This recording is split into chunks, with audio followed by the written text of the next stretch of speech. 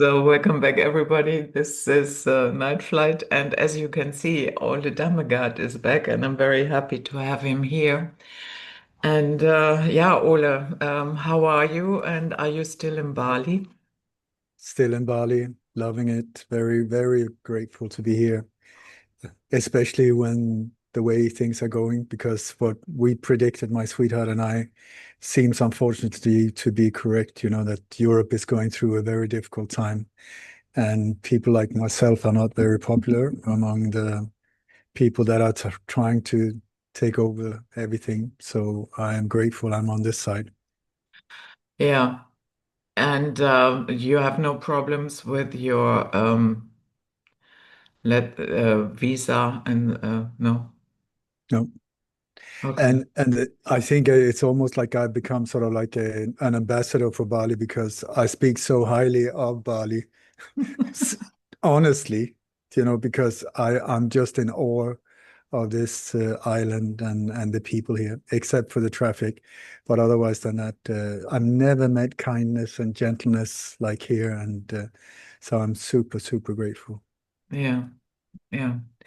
So I noticed that you did a lot of yeah, webinars. And you especially went into the Charlie Kirk um, subject. Are you still doing that? No, I've done two webinars on it. I did one. And I mean, I've taken a little bit of a step back this Mhm. year because I feel after AI entered in on stage, I mean, it's impossible to see what is real and what is not. I mean, is the what do you call it, the concert hall or whatever you call it in Sydney, is it burning or is it not? Or is it this or is it not? I don't know. Is it Trump that speaks, or does somebody like looks like him, or is it, you know, I have no idea, and I don't want to be part of spreading things that I don't know for sure is true. So I've taken a step back and disconnected with the madness and more focused on uh, doing everything I can to stay in balance and be in balance with everybody I know, interact with online or in real life. But then came Charlie Kirk, and I just felt this is on a scale that I have not seen before. It is the biggest psyop so far in the shortest time span, and also on a level that is on the top level when it comes to manipulation, possible manipulation. So that's why I stepped in again, and I spent like almost a month nonstop looking into it. So it didn't become just one webinar, it became two, because what I want to do is show people for themselves so they can see for themselves. I'm just pointing, I'm saying, look here, look there, look here, look there, look here, so that everybody can make up their own mind. But I tell you, if you have, if you've seen these webinars and you still think that he was killed and that it was a job of an assassin or a lone pet guy, crazy guy, I tell you, think again, because there's a whole different agenda going on, and that Mm. is on the highest level. Mhm. Well, the official story as it is presented, that stinks. Um, Starting with, the rifle, and then we had a screwdriver found on the roof, but then the rifle was found reassembled in a tree line, and then the No, but that footage. that this sorry, this is the type of things that just shows right away bullshit, bullshit, bullshit on steroids. Because Mm. they said on national TV that he could break down the gun within seconds. I Yeah. mean, I when I was a teenager, my dream was to become a gunsmith, and I was actually going to be. I was applying for an education in Austria, and so I know these old, like a Mauser rifle from 906. It's a model I'm very aware of. It will take me at least 15 minutes to take it apart. No, maybe faster, but I mean, it is not something you do like boom, boom, like that. So that on its own is just complete bullshit. And also when you look at the impact on Charlie Kirk, I mean, 3006, that is a powerful hunting rifle, and it would just like completely tear his throat out. And this whole thing that I wasn't even an exit hole, and the big, I don't know what it was that came out of his throat, very dark, completely the wrong color from being at, if it was hit him, if it hit him in the aorta, it would be, depending on what side, but it would be highly oxygenized, so it would be bright pink or bright red. This dark brown thing that came up like in big lumps right away, it's very obvious for anyone that knows anything about guns that what the hell is that? Whatever it is not true. And then the more you start looking into it, it just gets packed with Freemasonic symbolism. Packed, I mean, unbelievable. Connected also to not Israel as a country, but the whole Jewish faith, with loads of symbolism in the act itself and the location and all of it. And then on top of that, it all occurred, he was shooting from a building where the CIA have special educations and the FBI and the whole intelligence community were using that a specific building, and that is where, you know, it's like, and anything, when you start really looking into the details, which I do, you will see anything from that the crowd. Where are all the photos, for one thing? There were 3,000 people there with cell phones. No, where are all the still photos? Where are all the videos? To start with, there was like a handful, and now we're up to maybe 10, 15 in total. From 3,000 people on a location like that, where were this footage before? Where was it afterwards? And you will see that the footage that we're being delivered comes from very specific people. And also the really close-up footage, nobody has claimed ownership of it. All of the things we're sitting dissecting like that, where does it come from? This is like the new Zapruder film from, you know, the most historical film ever was the JFK movie, when the Zapruder film catches the impact of the bullet. That that's footage. It's worth millions, to say the least, in mainstream media because of the high news value. Here we have, like, you see this whole thing and he falls over from the front. Nobody has claimed ownership, and it's been downloaded some 8 million times. It does not, where does it come from? Mm. And I tell you, then you start seeing, if you really go into close, you start really zooming in on it, you will see that the blood is pouring down on his white t-shirt, but it never stains the t-shirt. It just keeps like this. I mean, it's not real. It's just not real. And then you start seeing who actually seems to be the ones doing the action, and it's the security team around Charlie Kirk. These are the key people that are doing the whole operation, preparing, carrying it out, and then carrying him out of the crime scene, and then cleaning the crime scene as well. Then you have the crowd itself, that 3,000 people, somebody fires a rifle,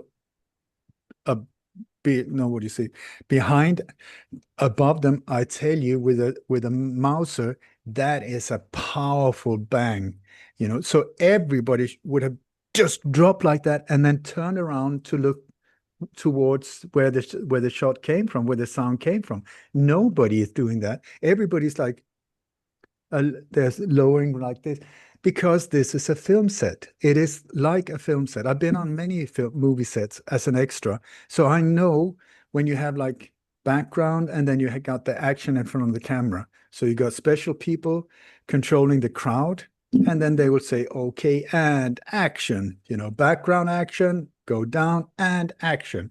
So you can see that is exactly what happens. And then you start looking into, I found exactly the ones that control the crowd. Then you find the company. There's a company called Crowds on Demand, where you can rent crowds, anything from 20 people to 4,000 people. What do you need them for? Where do you need them? We will fly them in. We will help you with the script. What do you want? Pro-abortion, anti-abortion, pro-Trump? Are you a failed rock musician? We can make you look famous and really loved. Are you whatever? We can just, like Hillary, you're not, people hate you. No, we can make you look absolutely loved. This is it. You just pay for it. Crowds on demand. That's it. And they keep using them again and again. And that's why you do not see any footage. You do not see the normal reactions. It it's like many, many years ago. Please do like that if I keep rambling on to this, but I'll just go. Many, many years ago, I learned some very important things from a man called Fletcher Prouty. He was the guy that was portrayed as Mr. X in the JFK movie. He was way up in the Pentagon. He was into black ops for many years. He was really, really good at it, very high up in the CIA as well. And then he became a whistleblower after the JFK assassination. He was the one that blew the whistle in many ways on the JFK assassination, helping people like myself to understand what we were seeing. And he said, one of the things you have to look out for is what does not happen. Don't look at what just happened. Look at what did not happen the way it should have happened had this been in normal life. And it's when you see what doesn't happen, that's when you have to like, whoa, whoa, whoa. Why didn't that happen? Why did that? Why? And here is when you start seeing, oh my God, oh my God, oh my God, oh my God. And then this goes back and back and back, and you will see that it actually started at least in the mid 90s, where they started preparing for this thing. And the way I see it, the way I understand it after more than 40 odd years trying to figure these things out, are that we're looking at a giant chessboard, so there is a small group trying to play for world domination, and we are the victims. We are in the receiving end of their very brutal game.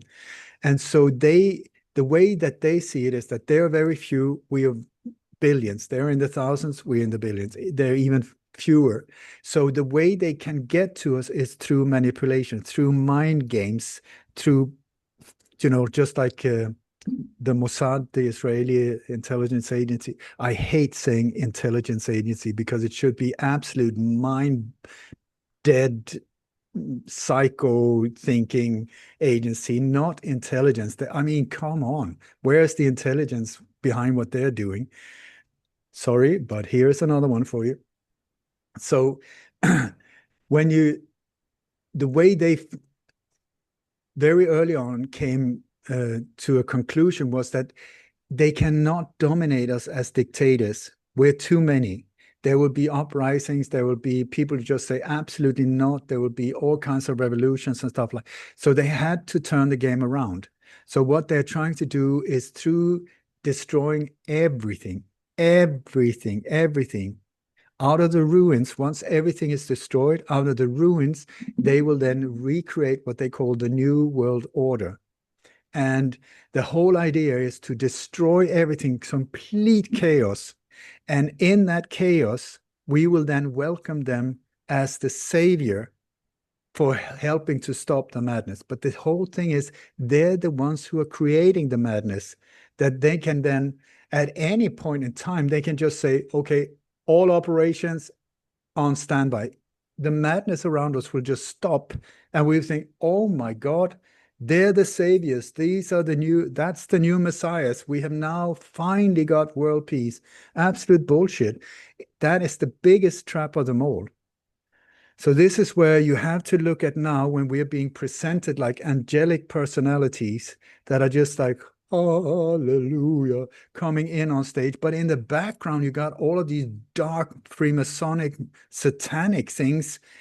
That's just like, whoa, that is the thing you have to watch out for, because that's the background. And then you got this enlightened being in the front being an illusion.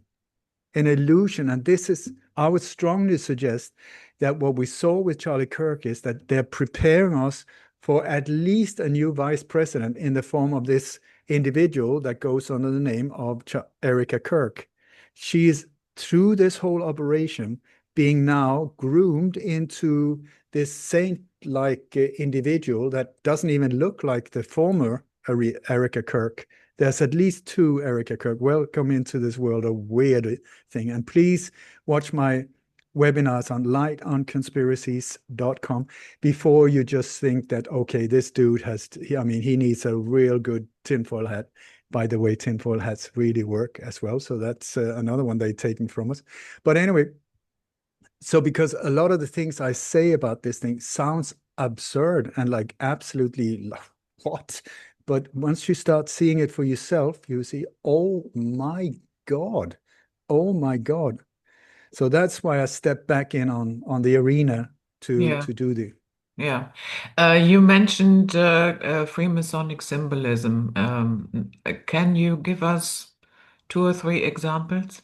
I mean the pyramid shape Hmm. and the obelisk and the one eye, the one seeing, yeah, this one eye seeing. These are symbols that keeps coming back again and again in the background, in the all of it. Also, these different like hand signs, handshakes, but also pure. I mean, like real Freemasonic symbols, like the G with the I don't know what you call that thing in Yeah, English. I know Yeah, what you mean. Yeah. yeah. I forgot, sorry. And also the ruler and there's many of these different symbols and the two pillars.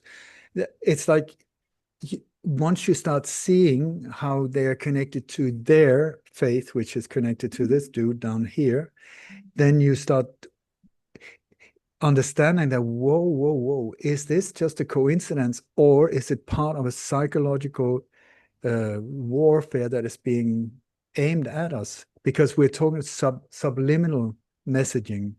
A lot of it are subliminal messages that it's like I know like if you look at ads for new cars, you got like a Bentley or a BMW like that, and you got the headlights and they're all shiny and you can see all the reflection. It looks like a diamond. If you start looking into these ones, and often you turn them upside down, you will find all kinds of stuff like upside down, naked women, pornography, all kinds of stuff in these things. But you have to enlarge it and very often turn it upside down. Your mind is just like looking, oh, I need a BMW. It looks so amazing. You get sucked into and you don't know what's going on. These are the type of messages we're talking about. So when I say subliminal messages, a lot of it, I'm sure I don't even see, even though I'm really trying to understand because I'm not on their level of understanding the ones that are doing it. But I know enough to say, oh my God, here we go again. Color codes, symbolism, numerology, also yeah, there's so many things like just the numerology thing, like the number 33 comes again and again and again in the thousands of these operations. This 33 is a very important number for the Freemasons. So what are the chances that it always ends up on 33 if it's not them? I tell you, one time, two times, four times, it's a coincidence. When you're up in the thousands, it's sort of like, if I don't get this, I'm kind of stupid. Do you see? So here, we had like the hunt after the shooter, and they say, this is incredible. This manhunt is incredible. In less than 48 hours, it was actually 33 hours, and they kept repeating 33, and then you have the court case number. When you add the numbers of the court case, 33. I mean, I don't even have to look at it. The names of them, when you go through gematria, the names of the suspect or the victims, they all the time end up in 33 when it's their operation. And the thing is, it's more or less always their operation the way I see it, because it's like I should be, I mean, I looked into hundreds, maybe thousands, I'm not sure, but hundreds of alleged mass shootings and alleged terror attacks. I should be a world-renowned expert on ISIS. I know nothing about them. I don't know nothing about Muslim terrorists, even though I've been studying, deeply, deeply studying crimes that have been committed officially by these individuals. That's not what I find. What I find is NATO in the background, Gladio, which is the ghost army of NATO. You got the CIA and Mossad in bed with each other all the time in the background, pulling the strings. And then sometimes different intelligence agencies in different, whatever country, where it's carried out. They're very often involved in the whole thing. And then you got like the people in these countries that are stepping forward, that are giving the press conferences, that are saying we have to stand united in the face of terror, or the people in the government or the chief of police that says the same. All of them, when you really start looking into it, are Freemasons. What are the chances? So, yeah, what can I say? Yeah, when that came up after 33 hours, and I looked at that headline, and I thought, 33, huh? Mm. And but okay, let's entertain the idea that he did not die. I have a slight problem with that, because it has real life impact. Yeah, meaning his family life is, or his entire life is over. It means he can no longer go out in public. He can no longer do what he liked to do, meaning debating other people. He might have to change his face even, yeah, if he ever wants to step, because now everybody knows who Charlie Kirk is.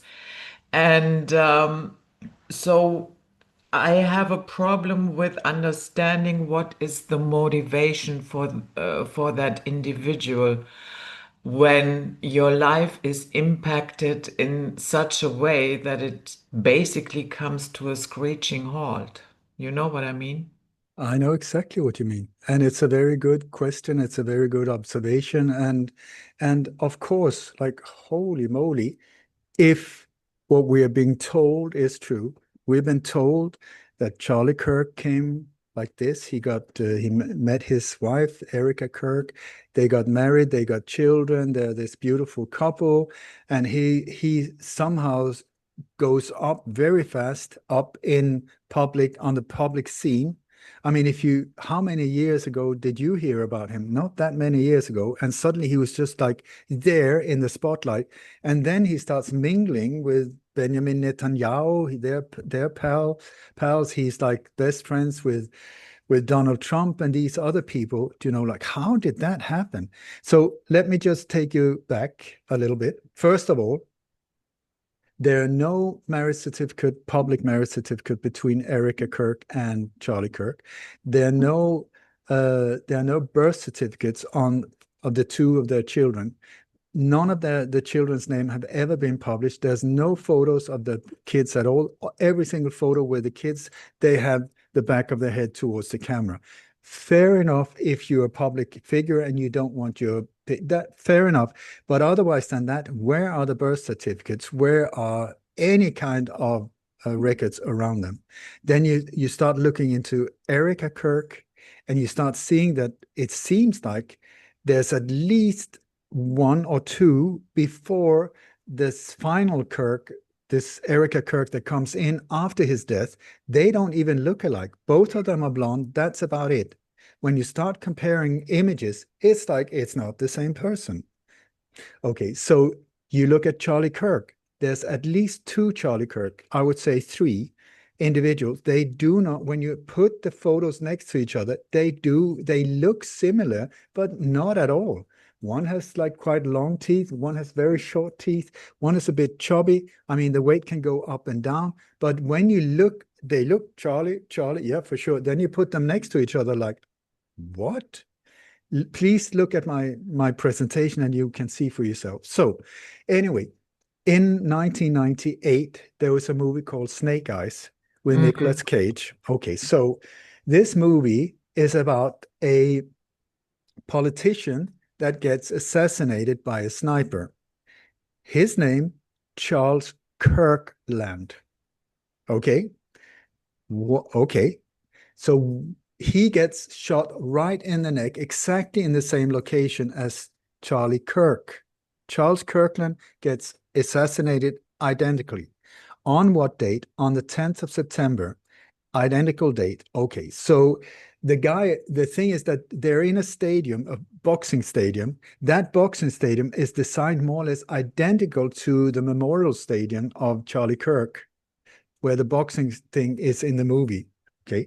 In the movie, it's sponsored by a guy that goes under the name Lowell.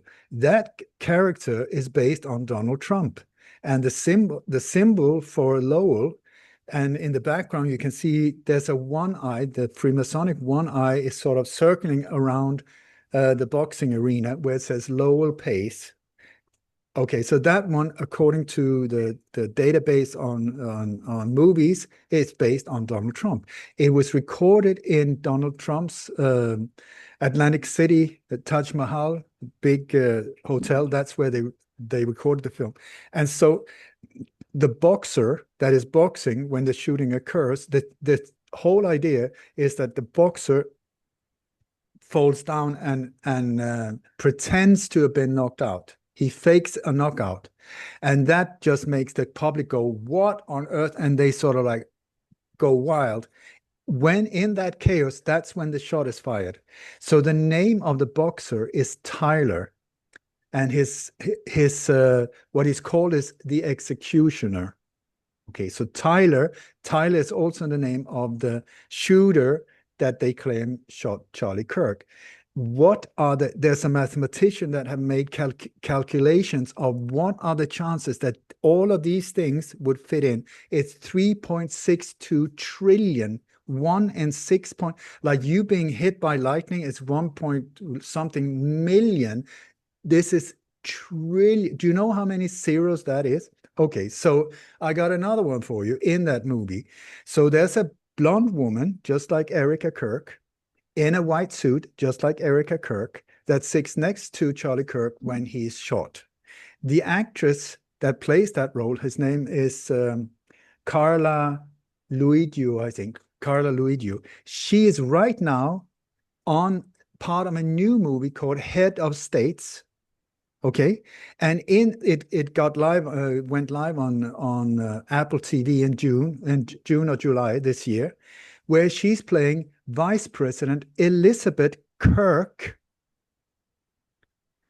I mean, what do you see? So what we're talking about something that is like 1 in 3 point something trillion, the chance that this could be a coincidence. So the chances are it's not a coincidence. We have Donald Trump right in the center of that one. We have Donald Trump right in the center of this one. Do you see? And so I would strongly suggest, just like Barack Obama, people see Barack Hussein Obama, amazing. This guy just came. Where did he come from? He came out of nowhere. Nobody had heard of him, and suddenly there's this rock star that came in on stage when they completely made George Bush Sr. look like, no, Jr. look like an absolute disaster. He was really like pushed so that he looked brain dead and alcoholic and like complete waste of time. Danger, danger, danger. We need a solution. In our state, smoke bombs, the whole thing. And in came Barack Hussein Obama, or may I say Barry Soetoro, who was a CIA operative in Afghanistan. He was part of training the Mujahideen during the so-called resistance against the Russian invasion. Okay. Then he was relocated and he came in. I think his name was Renegade. The name that he was given was Renegade in the CIA. When he was prepped for the role of Barack Hussein Obama, that is like a constructed identity, just like a boy band put together so that it would fit anyone, everybody. That's why his middle name is Hussein, so that it would even get the Muslims on board. And they used the TV series 24 to prepare us for a black president. Do you remember the 24? Yep. To this amazingly beautiful man with this beautiful voice, almost like a big brother to Barack Obama. He was suddenly a black president. At that time, nobody could even imagine a black president. That would be like maybe in 100 years. And then this series came with a black president who was just absolutely amazing. And so everybody fell in love with him, and we started opening up to the idea of a black president. And boom, in came Barack Obama as an operation. He is part of a psychological operation on the highest level to destroy the US from the inside. That's part of his directives to do that, which he has been extremely efficient in doing, and also creating horror around the world while being this super gentle, incredibly, you know, nice person, beautiful voice, well articulated, but he's just a front figure together with his husband, sorry, wife, Michael, sorry, Michelle. Uh, they are the front of that operation. So here we're talking about a construct of identity. I would strongly suggest Charlie Kirk, based on Charlie Kirkland, that he is a constructed identity consisting of at least two individuals that was then put together with Erica Kirk, or her name became Erica Kirk. Before that she that was not her maiden name, but anyway. So as an operative, his job was, if activated, to rise up like that. Look at it as a chessboard. There will have been multiple different options, not just Charlie Kirk. Had Donald Trump not got into, had he failed to become president, even though they arranged the whole assassination attempt, please go to another of my webinars and see that breakdown. You will see complete psychological operation again. Had that failed and Trump had not got into power, then Charlie Kirk would have been on standby. I tell you that for sure. Something else would have been played out. But now at this point, we needed that to get up, up, up, up. And when possibly the whole idea, the whole time, was to get a martyr, build it up, all the emotions, get him some children, all of these things. And then boom. And then when the most powerful thing you can become or create is a martyr, that is beyond life. It's above everything else. And here from, I mean, suddenly he stands next to Jesus on posters. He's next to Gandhi. He's next to JFK. Where did he come from? Erica Kirk was flown in on Air Force Two. They stole the body out of Utah against all rules, just like they did with the JFK body as well. There's so many where they also recycle national traumas, very, very similar things that they just repeat to get into your head. Yeah. Um, I understand the logic behind it, and that with snake eyes, I have to say that struck me as very odd as well. And but when I follow this argument, then that would suggest to me that Charlie was part of the operation. God, yeah. 100%, 100%, 100%. And now he's just being relocated. That's what assets do. He was an asset. He played out his role. He was very good at it. The whole debating, arguing, I mean, fantastic. Then boom, end of this chapter, he got relocated. He took his wife with him because now they're preparing for a new chapter and they needed somebody apparently better to that role. This is where this newest version of Erica Kirk comes in. So it's like, because if you see, they don't even look alike. I don't know if you've seen it, but you compare the two, it's like, hello, two different people. But because they're blonde, because we're being told, but they're also telling us, I think because of the law of karma that I was told by an insider many years ago, that they are telling us what they're doing. They're telling us so that they can avoid the bad karma, because the way they see it is, if they tell us what they're doing and we don't react, then the bad karma's on our shoulders, not there. We should have known. They told us we should have reacted. We didn't. So we have to blame ourselves. So the very first, listen to what she says, the first time she comes to and approaches the nation. She's standing. It's very blurry, by the way, the footage. Why is it blurry? Because they do not want you to see the detail. Erica Kirk's Wikipedia page got taken down right before that, and then it came back up with new photos and everything like that. You go back, use Wayback Machine, you will see it's images of the old Erica Kirk, not the new one. Anyway, so the very first thing she says, more or less, "Good evening, America.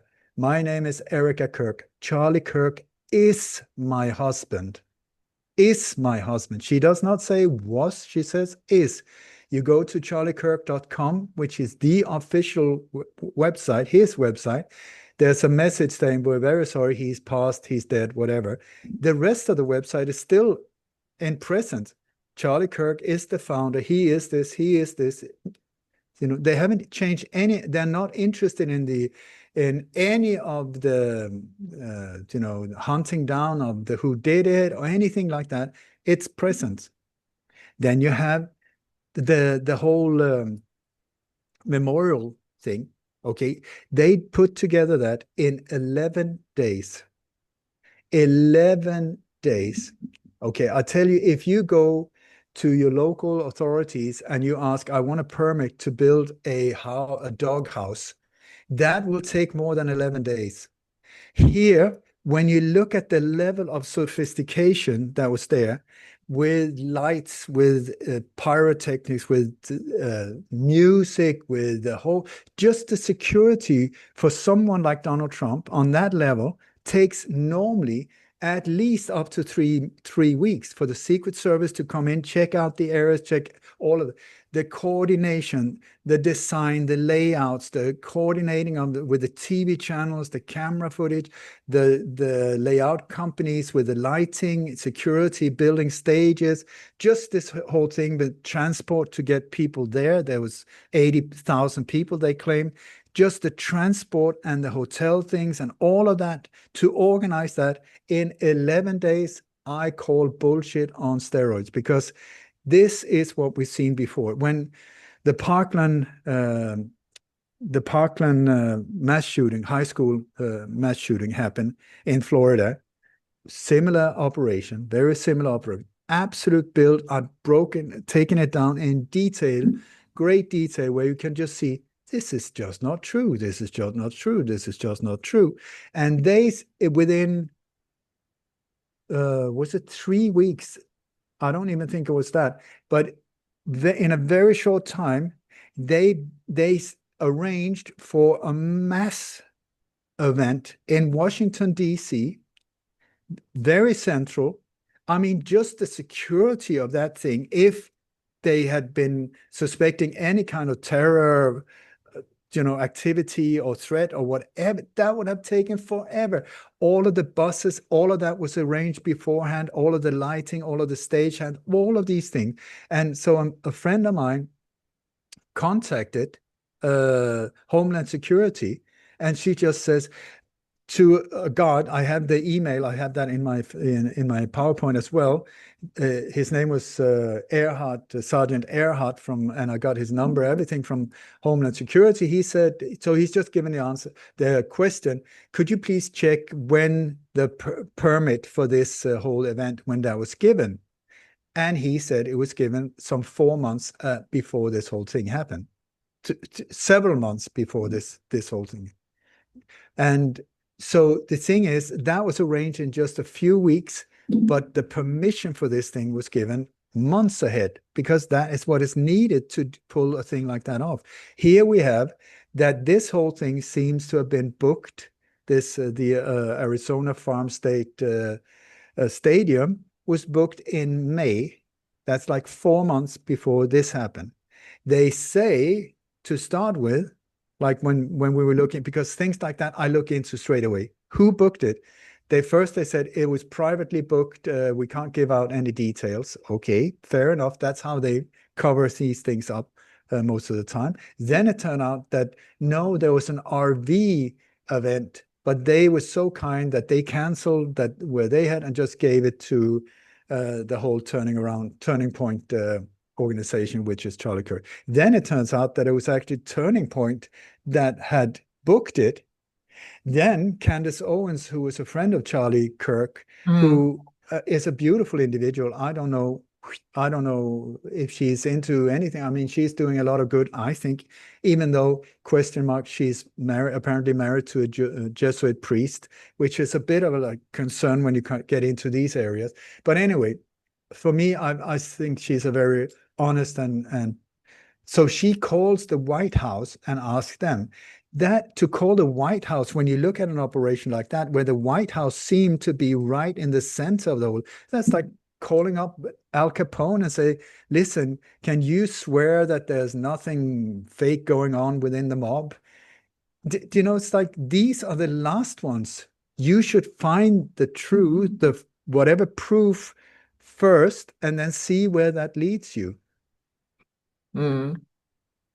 Um, I mean, we're talking thousands of things here that doesn't make any sense whatsoever when it comes to the official narrative, and a whole bunch of things that are pointing to a whole different story. yeah. Yeah, also the Amazon book that was very strange. Yeah, but this is that we've seen. What I do is I study hundreds, if not thousands, of these cases. So I see the repetition we Mm, had when the Lahaina fires or the Lahaina attack, the Maui fire, they call them fires.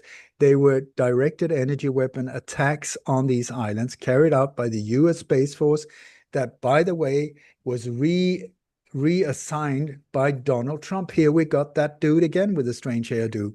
You know, he has this very strange um, habit of turning up right in the center of these events. Okay, so Lahaina fires, what happened there? There was a book published just like in this case, one day before it happened, talking about in great details about what had happened. It was there on Amazon when the fires occurred. How is that possible? Here we have this one identical. The book was published one day ahead about the whole shooting, about that. How is that possible?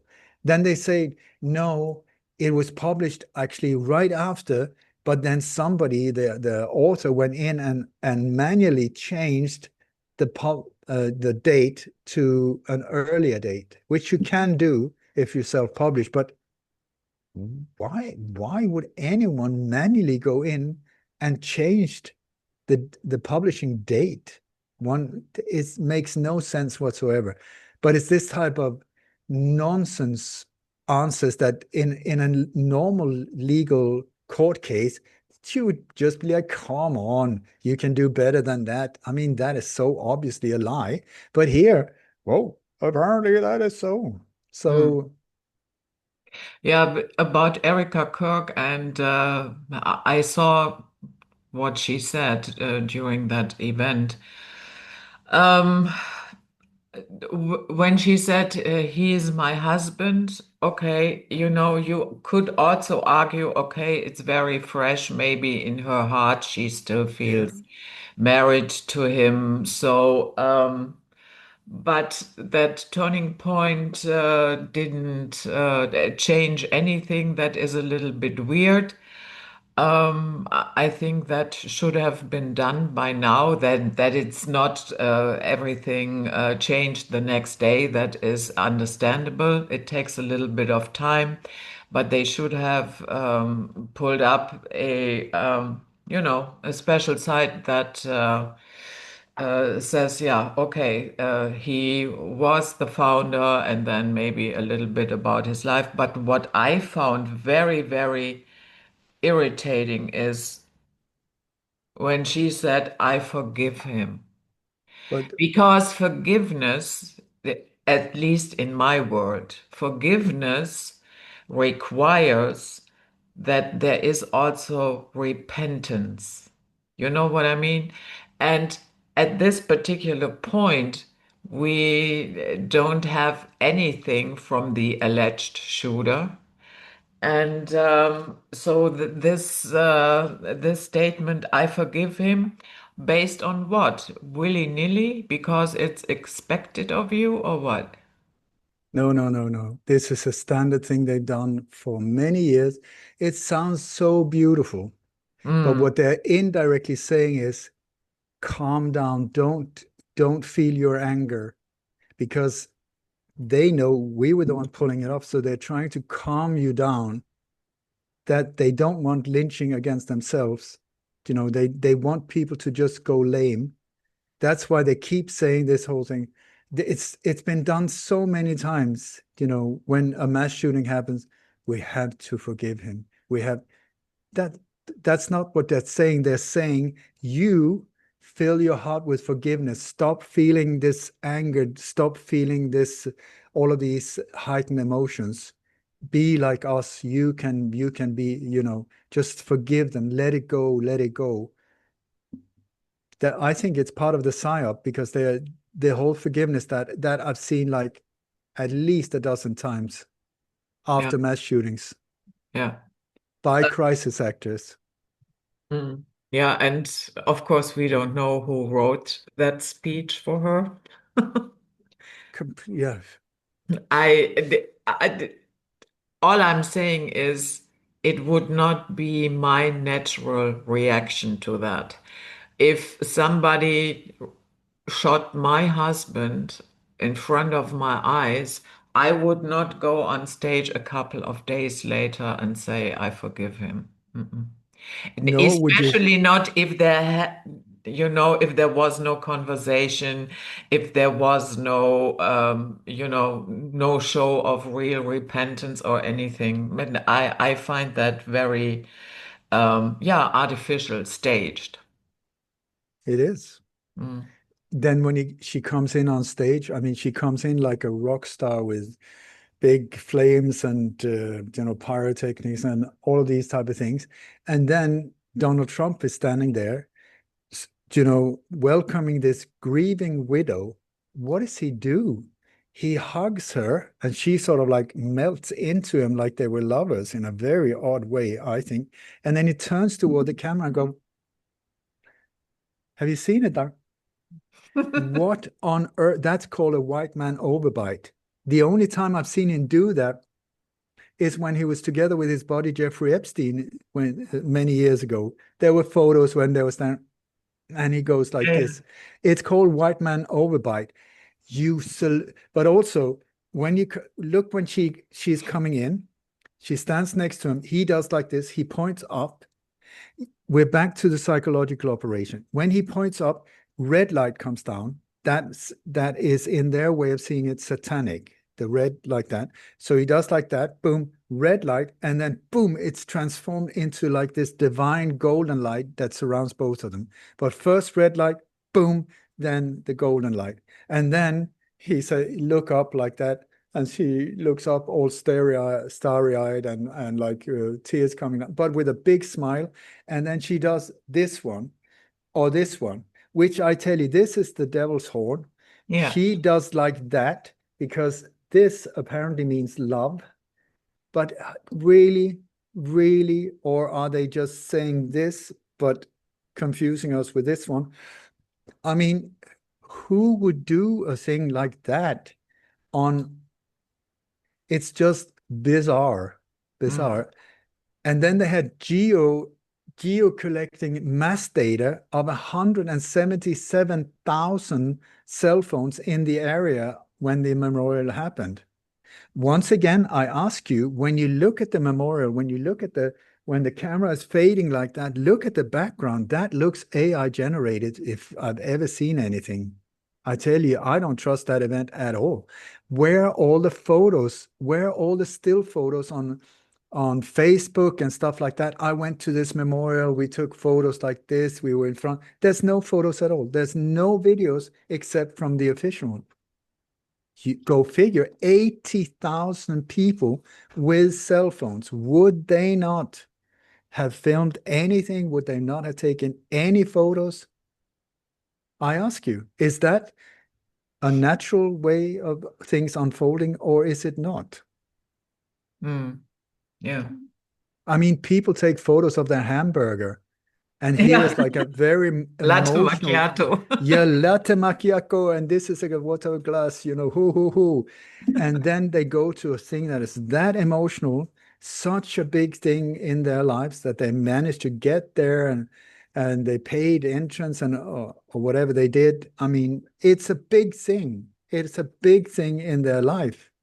And no photos, no video recordings, nothing.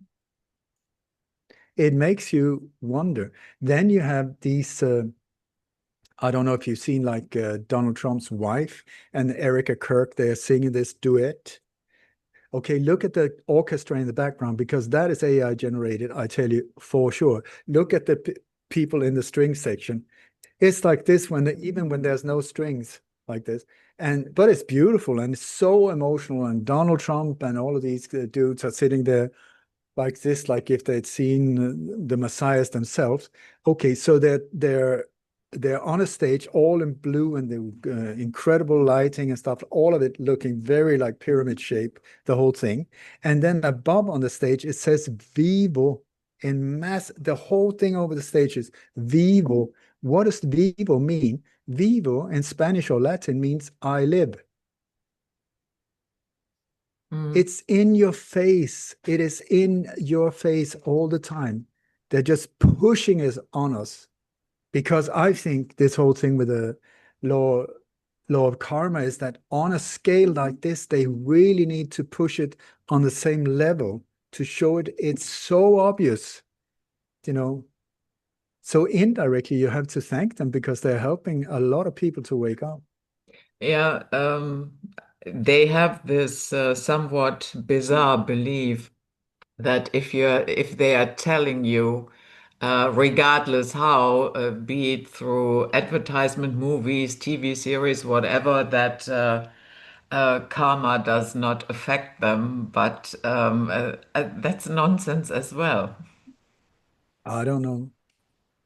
They take it very seriously, I would suggest. So maybe they know something that I don't. I mean, for me, it sounds like absolutely not true. Did I just disappear? Yes, you disappeared. Let me see if I can come back. So, so go ahead. You were lost for a bit. Do you know, like when I always look at the location when something like this happened, like when many times what I'm looking for on a location, you know, what actually happened. And sometimes it can be like the mass shooting we're being told happened here. Okay, so I go down on Google Map and I do a 360 to look for any kind of Freemasonic things in the area because very, very, very often they love to do it, I think, as a ritual, a death ritual, or whatever it is they're doing in macabre ways. So many times, you know, like the shooting happened this way, you do a like in 180, you will see there's a massive obelisk or war monument or something like that right behind, or it happens right in front of this statue of whatever.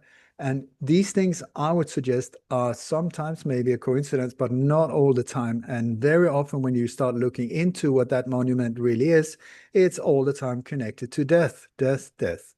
Hmm. Okay, so here we have the location where Charlie Kirk was shot. Okay. I zoomed in from Google Earth right away to this part of the university. And right away I saw, oh my God, there's like a pyramid shape where he is like at the top of the pyramid, above the pyramid.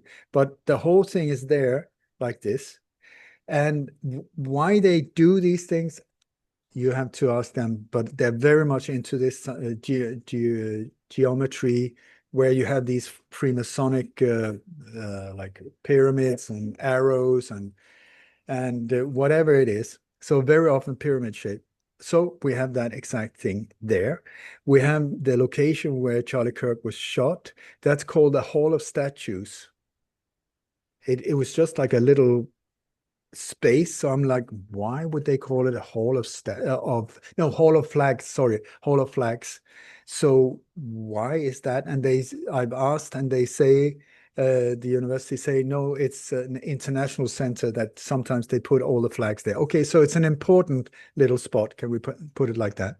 Then you look at the spot itself. You look from the where the shooter is said to have been shooting towards him. He shot his shot is said to have gone straight through the top of the pyramid, through the capstone, if you look from a geometric point of view, like straight to him where he sat there. So this is exactly things like that that are important for them. So interesting. Then if you turn it around a little bit and you look at it from another angle, you will see that it's got a very strange uh, shape like this, where people are sitting like that. And when you look at it from above, it looks exactly like a Jewish menorah, this seven-arm chandelier type of thing, identical. And so when you look at, they symbolize different things. And so the seventh one, the middle one, so not the seventh, the middle one, the seventh one, the middle one, exactly where Charlie Kirk was shot, that symbolizes the death of Jeshua, the sacrifice of Jeshua and the death of Sek. So that I find interesting as well, that he was exactly in a spot like that. Then you have where the audience walked down to sit down. It's like a dit, dit, dit, dit, dit, and then there's an area exactly shaped like an arrow. You can't see it when you're down on ground. From above, you can see it. So it's like you have this where it was shot, and then an arrow. Yeah.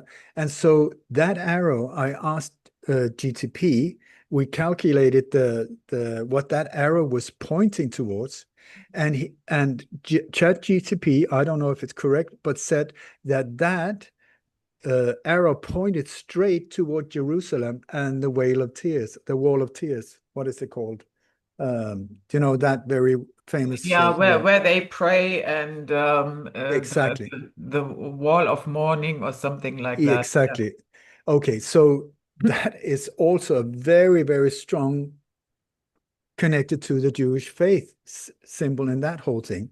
Then you have like where we're being told that Tyler, the Robinson, this guy that they claim shot him, ran over and then jumped down the roof and then he ran off.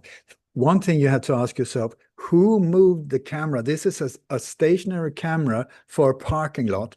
But when he jumps down and runs to the right, somebody is moving the camera following him and following him. Who is that? When these things happen, you have to ask yourself, who is controlling a normal CCTV camera for a dead, boring parking lot? No one. But when it does like that, hello. And also when Charlie Kirk, he's walking down the street in another neighborhood like that, and the camera follows him like that. But it's a CCTV camera. Who the hell is sitting at home just following people walking down the pavement? That has no importance because nobody knew that it was him at the time. Once Hmm. again, absolute bullshit. So anyway, so And I asked myself, what is he doing on that stupid roof in the first place? what is he doing? Well, What is he doing on that roof? Why is he even there? he shot from there. He shot? He shot. That's where he fired the shot from officially. But Yeah. that building itself is the hub of intelligence, for the CIA, the FBI, and also U.S. Veterans, military veterans are getting special educations there. And last year, they were given 2.4 million in grants for research by Israel. Do you see Yeah. that there's these things? If this was Denmark and there were all of these Danes popping up everywhere in these operations, everybody would say, holy moly, we need to look at Denmark. What is going on with the Danes? But here we have a different faith. If you also listen to Voltaire, many, many, many years ago, he was very wise. He said, if you want to find out who controls you, just find out who you're not allowed to criticize. There's only one group of people in the whole world that you cannot point fingers at, even though all the evidence is pointing that direction, and it's this group. Had it been the Muslims, had it been whatever, not a problem. You can say any kind of horrendous stuff about them. Just go for it. When it comes to this group, boom, you're dead. So anyway, so he jumps down from that building. To the left of where he jumped down, there is an obelisk in the park. Not many people have looked at that one. There's an obelisk. So I zoomed in and I looked, what is an obelisk doing there? It doesn't make any sense. It's a dead, boring parking lot, and there's an obelisk sort of off center. So that one, I looked into it, and it's the whole of, no, it's the statue of, I think, reassurance. Forgive me, please look at my webinar. I have it there. But anyway, so that one is a prototype of a statue, like a twin statue to the Statue of Liberty. Okay. And that is supposed to be built in the same size as the Statue of Liberty, but on the West Coast. Okay. So they've done everything from the Statue of Liberty and make like a copy. It's like a hand going up and holding like a thing. So that's based from a book by a Jewish author, okay, from the alleged Holocaust. Anyway, so um, the Statue of Liberty, when you look at that one, that was a gift from a French group of Freemasons given to Freemasons in the USA. It's not a woman. That when you really look at the Statue of Liberty, it's a statue of Lucifer. I kid you not. I kid you not. When you look at their paintings from the late 1500s of Lucifer, when you compare the face, when you compare the whole thing with the Statue of Liberty, that's it. It's a perfect match. If you look at the face of this woman, it's not a woman, it's a very brutal male face with a lot of Freemasonic symbolism standing outside New York saying, welcome to the satanic states of the US. I don't know what the hell is going on. And we're like there taking snapshot and photos and like, yay, I'm here. Yeah, but what's going, it's in your face. Mm. So, Yeah, so they turned Manhattan into an Osiris temple with the three obelisks that are located. One is the Emmet obelisk that was in the vicinity where the World Trade Centers came down.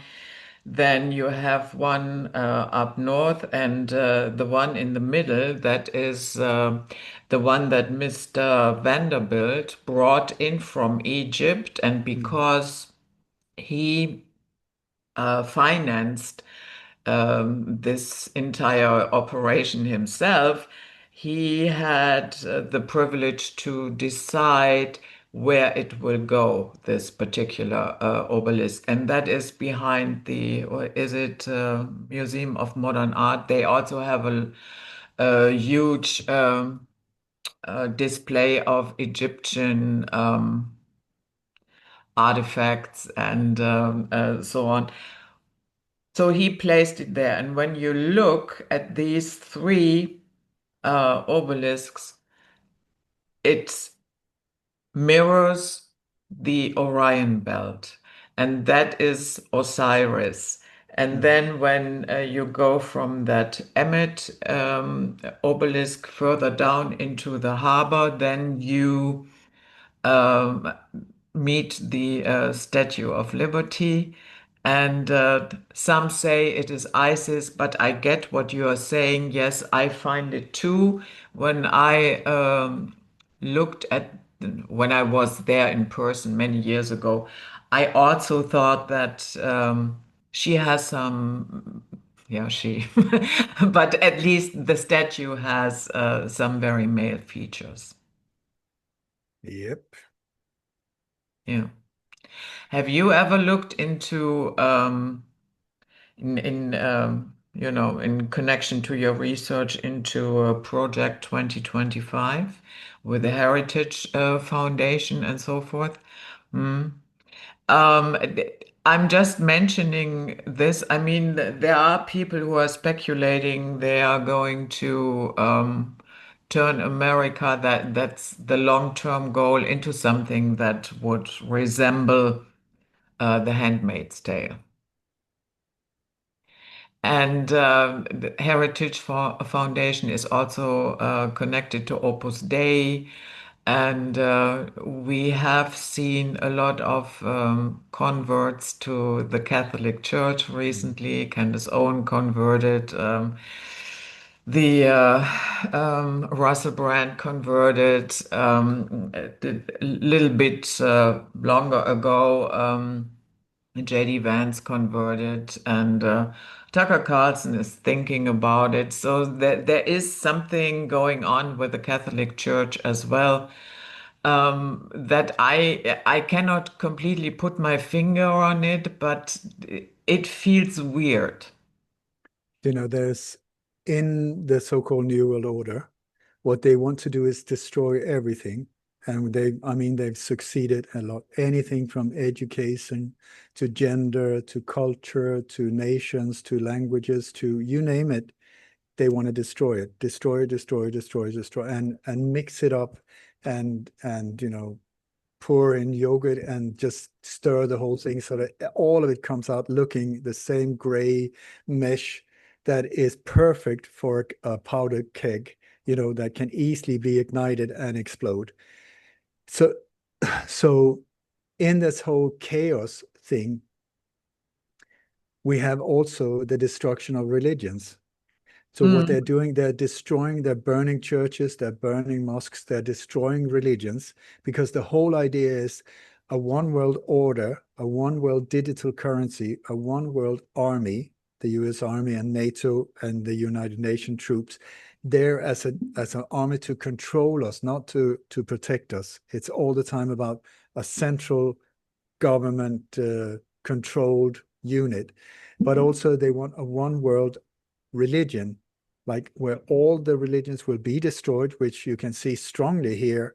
What's going on here? It's like everything is being diluted and destroyed. At this point, there's a lot of attacks against Christianity to destroy that whole thing, and churches and you name it, boom, boom, boom, boom, boom. And out of that will come the solution, the new world order, no, the new world religion, a Mhm. one religion where you will have this messiah type, whoever that will be. So I think part of that is mixing up all of these things, just like with the genders. Now suddenly we have 70 genders or whatever. I identify like a flower pot or whatever. So I mean, things that were like funny with Monty Python 15 years ago is now reality. And I'm not allowed to say anything because then I'm not politically correct. I mean, what the hell happened? How could we buy into that? But with religion also, they're doing all of these chup, chup, chup, chup, chup, chup, like every mayor, or I don't know, is it 70% of all mayors in England are now Muslim?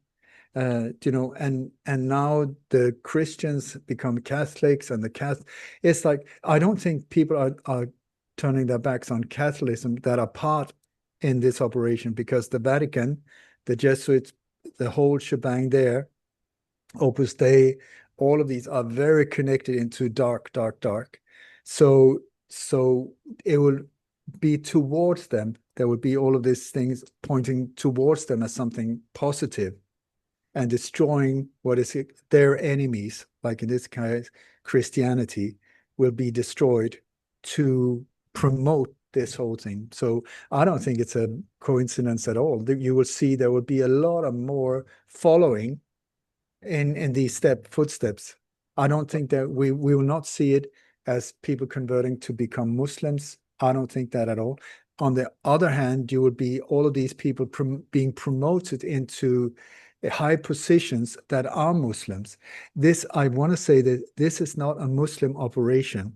This is somebody in the background. They're trying to destroy the the balance and the integrity of what used to be.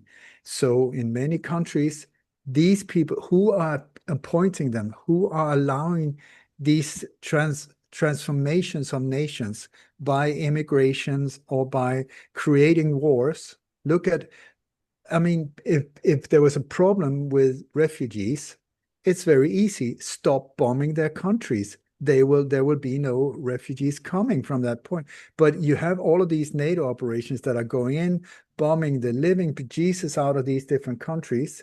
So suddenly you create this endless stream of refugees trying to avoid the violence, and then you redirect them into all of these different nations, and then you Yeah, just relocate and stir it up, and it's done by design. I in mean, the, I've been aware of this since the 90s, so it's very yeah, obvious yeah, what's going on. yeah. In the initial phases, I would agree. That of course was helpful in that regard. That was the reason why Libya had to fall, because the flooding of Europe then began shortly after. No, but And, Libya was a but different but one. um, the majority of the people that come now, let's say the last couple of 5 years, nobody is a refugee. That But that that's Judith, total nonsense. I'm asking you, who allows them in?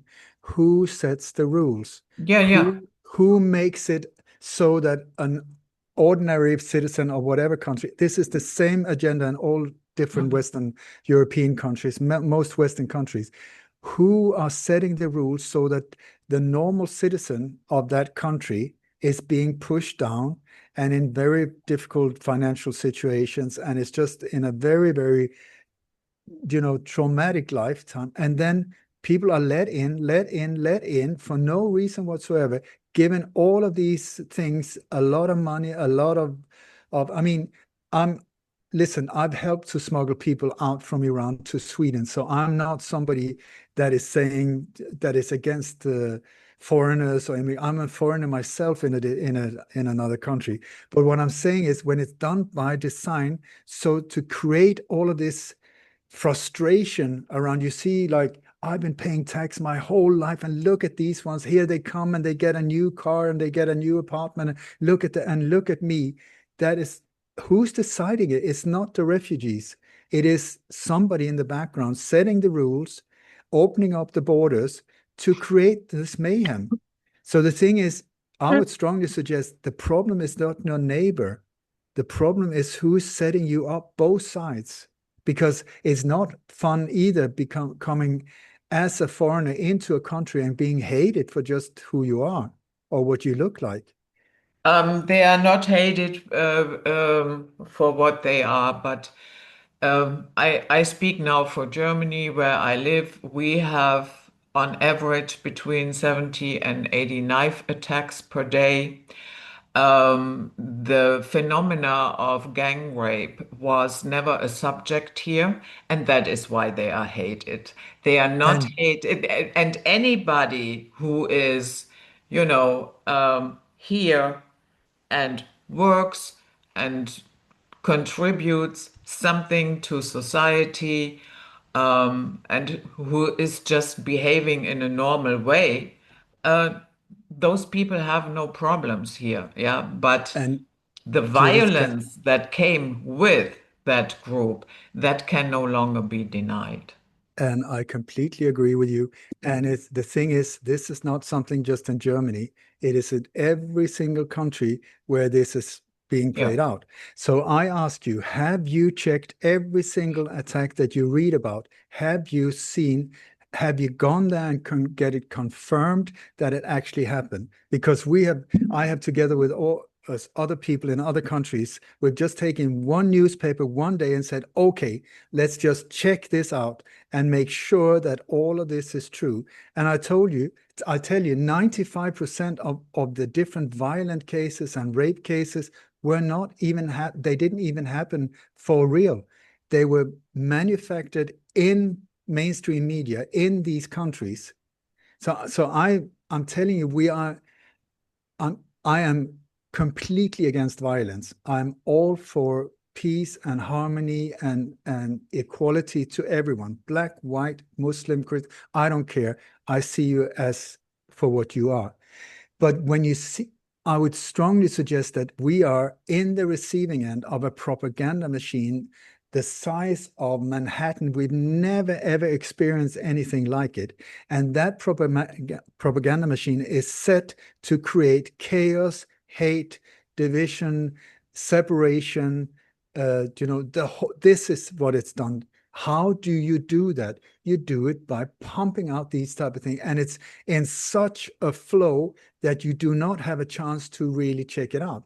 So, because I just want to call possible lies when they're there because they're causing so much harm. because this is what we're being told. People are freaking out. Sweden, that used to be the most peaceful place, have more alleged bombings than Lebanon had during the civil wars. Is that true? And what I've done, I really checked out these bombings in Sweden. Who are carrying them out? It is, I would strongly suggest, it's called Operation Rimfrost, and it's carried out through what is called MSB, which is a Swedish variation of FEMA, to destabilize society.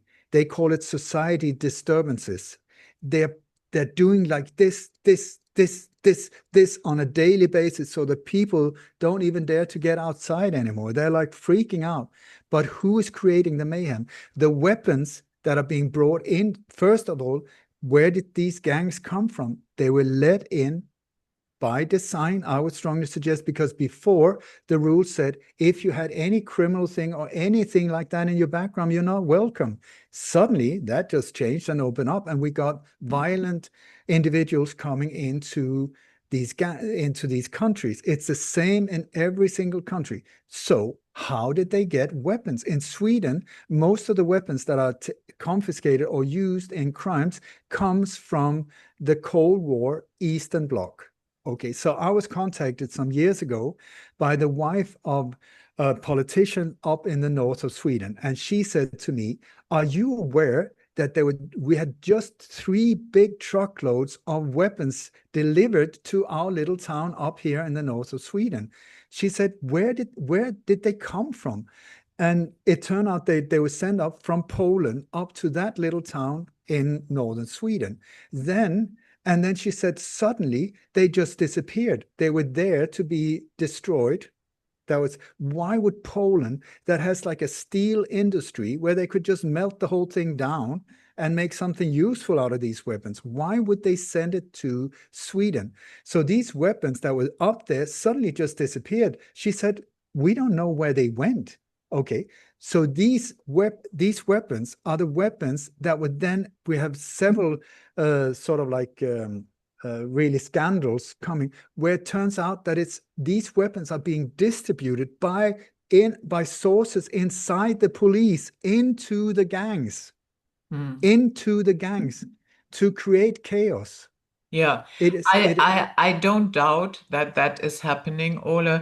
On the other hand, here is in Germany, here is somebody, his name last name is Kürat, and he lost his daughter when she was 16. She was stabbed down in a train along with his boyfriend.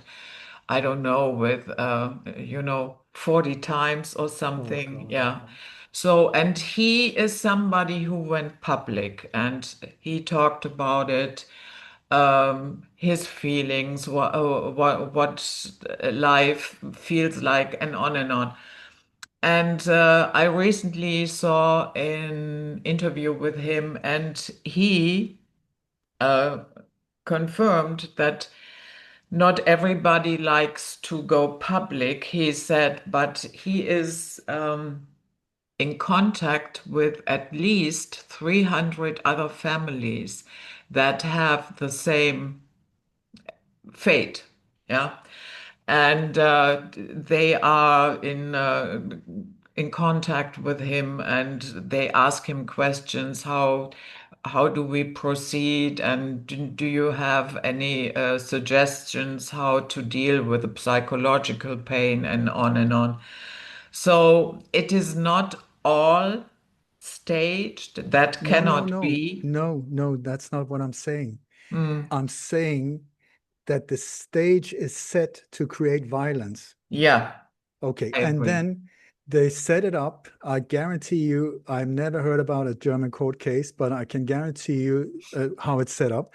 That like, say that there was a gang rape, and this woman was terribly molested and all of these things. And then in the court, suddenly they were sitting laughing. The people that raped her, they were laughing and making jokes and that, and then they were let free or Yeah. something ridiculous. Yeah, okay. So I ask you, is that how it would normally do? How come that this happens in Denmark, in Germany, in Sweden, in Holland? that is also part of setting up so people get completely so filled with anger and frustration, where when you look at it, if it's true that they were sitting making jokes and all of these things, how come that the judge didn't do her job, his job, and really nailed them, and said, because of this disrespectful and you haven't understood everything, you would be sentenced to this. But instead, we see the exact opposite, that the victim is being totally neglected. And instead, we see that they're being treated like that. How does that make the normal citizen feel? Full of rage. To whom? Towards the one that are making the decisions, towards no, towards the ones coming in, the Yeah, but ones. also towards the judiciary, because here in I hope Germany, so. remember when they said the long march through the institutions? Yeah, well, the march is over, and they are sitting in positions now of judges and politicians and what have you, and a lot of them, I when I look at their cases and how they rule, I would definitely call them left-wing extremists. Yeah, The judges. yeah, Yeah, yeah, okay, so, but for a left-wing extremist to become a judge, that makes no sense whatsoever. The agenda is extreme. That is yeah, for sure. And when I can all more or less guarantee you, without knowing a lot about Germany at the moment, is that these individuals, when you start checking them out, many of them would be part of the Freemasonic background. And then when you look at a court case, it will not only be the judge, it will be the DA, the district attorney, and the lawyers. So there will be this thing between them mm, where it's all rigged and set up in a certain way to create chaos, to create frustration, to create anything but peace. And who's in the receiving end?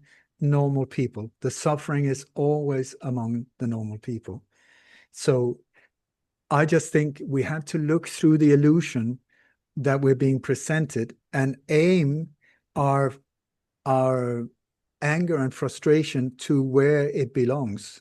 Who has set the stage for this? How come that this is not just something happening in Germany? How could I know that this is the yeah, way with the court cases? I yeah. know it But because Ole, it's exact. honestly, honestly, we have a lot of left-wing extremists, especially Yeah. in the So judiciary here, and our here in North Rhine-Westphalia, where I live, yeah, the our Minister for Interior came out the other day and made a completely absurd statement. He said that foreigners appear more often in the criminal statistics because they don't understand our laws. Yeah, well, Ole, how many countries do you know where murder, rape, and so forth is allowed? I don't know any country. So what kind of absurd statement is that? I would strongly suggest that when you, it's a mistake to look at one country and say this is happening, because it's like when you start seeing that, wait a second, it's happening in Holland as well. It's happening in Belgium. It's happening in Hmm. Sweden. It's happening in Denmark. It's almost like, I mean, it's happening in Finland. It's happening in England. Could there be some kind of coordination? It should be like, Of course, it is coordinated, yeah, but people on the lower level, yeah, with their um, left-wing ideology, make it possible for that it cannot be contained. for Yeah, sure. yeah, that it is orchestrated. There is no doubt about that. And Absolutely.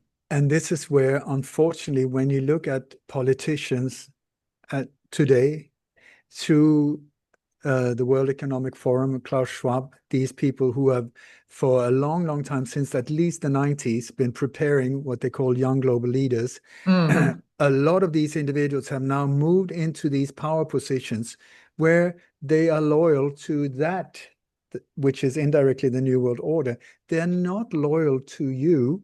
They're not loyal to me at all. So this is where, when you look at the Swedish prime minister or the Swedish minister of defense or the Danish prime minister, or them, you have to start looking and saying, whoa, how come if they were in the young global leaders and now they're here, they're doing identically, could it be somehow connected? And why are they forcing upon us all of these things? When you look from a like just an healthy brain, they're like traders. They're selling us out. What happened to our beautiful country? I mean, if you look at countries like Denmark, it's only like 10, 15 years. It's gone completely down the drain. If you ask the Danes, it's gone. Is that just by incompetence and that they don't know what they're doing? I'm very sorry to say they're very aware of what they're doing, but they're elected not because of their skills, not because of their strong alpha individual. I'm not going to bend for anything that is not morally right. Or are they selected because they are order followers, that they have no spine whatsoever, that they will, do for their own benefit, they will betray and backstab anyone. That's why, but they look good on screen and they can be charming in debate programs and stuff like that. They need to not look like a monster, but look at their actions. Don't listen to their words. Look at their actions and then say, really? Really, I don't think so. Mm. So um, like in many ways, we're back to the thing. We are many. The people in so-called power are very few. They should be working for us, but are they really? Do you know the word government? What that means? Yeah, Governmente. It means govern is that Latin control. control. Mm. Mente means mind. It stands for mind control. So let's vote for somebody new in government, in mind control. What? And then you got the German Regierung, or you got that in Danish, Swedish, Norwegian, Regering. They're rulers. They're not our servants. We think, well, I elected him, so he is my servant. He should. No, not at all. Look at their behavior. Where's their loyalty? And then do Yeah. things to turn it around. Mm. Stop listening to them. Stop obeying them. They are not our rulers. We pay their wages. It's the same with the police. It's the same with the military. They should be servants of the people, but they are not. Mm. We are at times where it's like it used to be okay to sit and play with your belly button and like do crosswords and watch whatever on TV, but it's sort of like at the same time the world is getting, it's going into chaos here. And so I would strongly suggest maybe it's time to bring it back into harmony in whatever way we can do it. And one of the ways is to become aware of that you're being lied to and just stop, because the way they do it is through screens. Nowadays, it's to a major extent through black screens in front of you. Who controls the information that comes to your screen? I tell you, if I look at my Facebook feed, it would be different than your Facebook feed. And there was this big, what was it called? Cambridge Britannica, a massive scandal a few years ago, where before the elections in the US, they had hired this company to coordinate all the information, all the databases about populations into one big, so where they coordinated all the social platforms and whatever it was into pinpointing each and every one of the American citizens, so that they could specially direct information that would convince you, Judith, about doing in a certain way, and would maybe send a different type of information to me, so I would do the very same thing, to do the same thing, but very, very handmade, tailor-made for me, tailor-made for you. And it was a massive big scandal. And I'll tell you, if that happened like 5, 10 years ago, imagine what's going on now. So this is why I've stopped doing a lot of interviews, because like I am like, whoa, I have no clue about what is happening. I can only see out through the window. It looks stunning. I put on the screen, life is hell. What is true? What is true? I don't know. And so people call me and say, "Are you okay? Are you okay?" And I'm like, "Yeah, what? There's an earthquake." Where? Right where you are. No. Yes, I saw it on the news. Where? It's that right there. When we were in Spain, people called from Sweden. "How are you? Are you okay?" Yes. What's going on? There's a massive fire. Where? Right where you are. No. Do you see? It's like this. There's so much chaos coming towards us through these screens. If you look at the news, you would think life is absolute hell. The world is in flames. I look out the window, I have no idea. It looks still beautiful, absolutely stunningly beautiful. So, what is true? What gives me peace and power to move forward?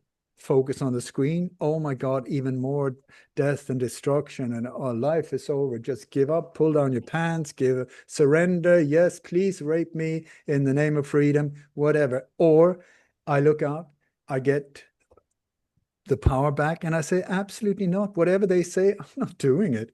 I'm so not doing it. In the name of freedom, you have to. In the name of freedom, I have to do nothing. I have to do nothing. But it's a democracy, so I can not do things if I choose. Yes, right? So I'm not doing it. You don't have to go violent. You just have to stop doing what they say. Yeah. Mm. And and at this point, it's so turned upside down. If you think the world is mad, not at all. It's just upside down. What we're black is white and white is black. We're behind the mirror, just like the agencies, the way they work. We're behind the mirror. So whatever they say, turn it around, and suddenly you will see, whoa, it makes sense. Whatever you don't understand, turn it upside down. Oh my God, I see it. You know, so when they say, pump your body up with this, it's so good for you, I would question it to say the least. If they say you cannot and we ban this, I would say cinnamon. That is really amazing. Can that do all of that? Do you know all of the things that are good for you, they're trying to ban and stop and so on? Do they do that because they're like Buddha, like so caring and loving? Or are they trying to mess you up? Because when you look at what they're trying to force on us, that is brutal, awful, connected to death over and over and over again. So I'm so not doing it. Here, there's about 10 of them. Fuck off, bless you, leave us alone. That's it. Fuck off, bless you, leave us alone. If you want to go kill someone, go kill yourself. You know, if there's too many people in the world, please commit suicide. You know, that's one less. You will have solved part of the problem. Mm. But it's not up to you to decide who's going to live and not live. That we leave to God, if you ask me. Yeah. And I also think that we have a lot of people running around that are essentially hosted by evil spirits.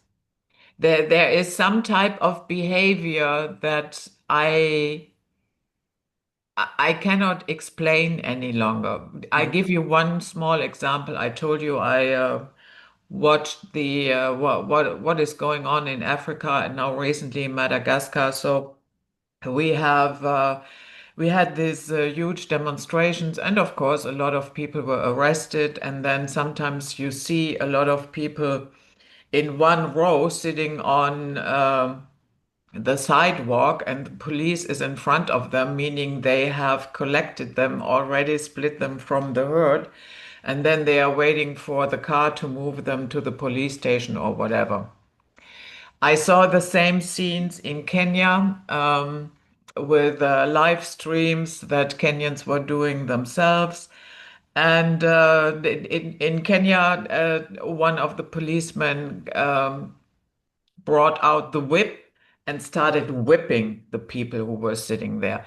In Madagascar the other day, a policeman thought he was entitled to put the hair of a woman that was sitting there to be carried away on fire. And that type of behavior, and I could go on and on and on, but that type of behavior, I can no longer explain any other way. Sorry. No, it's awful. Yeah. It's, I mean, I I feel also more and more that it's like a spiritual war between good and Yeah. evil, Yeah. and that if you have a weak personality or a weak mind, it can really easily corrupt you. You know, also if you use drugs or alcohol or whatever, you open up for dark whatever that is. I don't know so much about these things, but I met individuals like it's just like, holy moly, what is going on here? There's something that Mm. is so I don't claim to understand what's going on. I just try and deal the best way I can, and also surround me by people, light-minded people, not like-minded, but light-minded people. So yeah, Yeah. we are in unprecedented times, I tell you that. So it's so extreme on so many different levels. That is true, but it remains interesting. I mean, boring it is not. Yeah, that is so true. So, Ole, I thank you so much for coming on, especially since you no longer do a lot of interviews. And I hope that you do not quit completely. That would be a shame. Thank you, Jude. I don't quit at all. It's just I've taken a step back Mm, also because I was burned out, but also to not be part of the problem because I see so many other people that are in this area of trying to find out what's going on, but what they're spreading is creating a lot of fear and mm, creating diversion and fear of the Third World War and all of the. I would strongly suggest when you look at it, there's absolutely no risk of the Third World War, if you ask me, because it's the same players and there's no need for this mass destruction anymore. They can do it on a psychological way through psyops, through to get to your mind. They don't need all of the bing bang and buff and smoke and destruction. They don't. They can get to us in different ways. So it's for us to get out of the head, out of the confusion, and into the heart. The heart knows what is right and what is wrong. And so the more we follow that, the better it will get. yeah. But it I- so don't listen to your mind too much. This is the way that it's called mind control. They can get in there and they can get you spinning. mm, Once you're in there and too much fear based in your way of being, that is not a good place to be. That's the to get out of that one and back into the heart, calm yourself down. And then when you're more calm and centered, that's when you can also make better decisions for yourself and your loved ones, whatever that is. yeah.